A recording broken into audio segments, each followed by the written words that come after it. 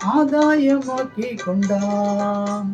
வாதை உந்தன் கூடாரத்தை அணுகாது மகனே, பொல்லாப்பு நேரிடாது நேரிடாது மகளே.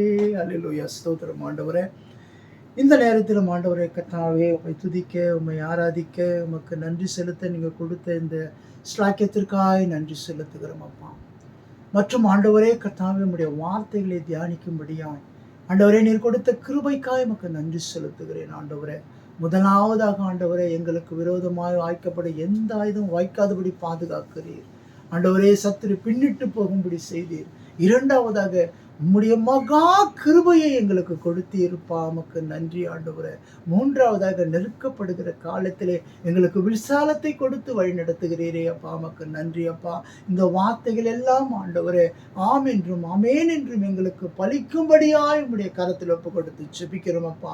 தேவன் தாமே எங்கள் ஒவ்வொருவரையும் பாதுகாத்துக் கொள்ளும்படி ஜெபிக்கிறோம். உம்முடைய கிருபை, தயவு, இரக்கம் எப்பொழுது எங்களை வழிநடத்தும்படியாக கூட ஜெபிக்கிறோம் ஆண்டவரே. எந்தெந்த சூழ்நிலைகளை யாருக்கெல்லாம் என்னென்ன தேவைகள் உண்டோ எல்லாவற்றையும் நீர் சந்திக்கப்படும்படியாக உம்முடைய கரத்தில் ஒப்பு கொடுத்து ஜெபிக்கிறோம். எல்லாவற்றையும் நீங்க பொறுப்பெடுத்துக் கொள்ளுங்க, நீங்க ஆசீர்வதிங்க, நீங்க வழிநடத்துங்க. இயேசு கிறிஸ்துவின் மூலம் ஜெபிக்கிறோம் எங்கள் நல்ல பிதாவே, ஆமேன். என் ஆத்மாவே கர்த்தரை ஸ்தோத்திரி, என் முழு உள்ளமே உடைய பரிசுத்த நாமத்தை ஸ்தோத்திரி. என் ஆத்மாவே கர்த்தரை ஸ்தோத்திரி, கர்த்தர் செய்த சகல உபகாரங்களையும் மறவாது. ஆமேன். நம் ஆண்டவராகிய இயேசு கிறிஸ்துவின் கிருபையும் பிதாவாகிய தேவனுடைய அன்பும் பரிசுத்த ஆவியானுடைய அந்யோன்ய ஐக்கியமும் இன்றும் என்றும் சதாகாலம் நம்ம அனைவரோடும் கூட இருப்பதாக. ஆமேன்.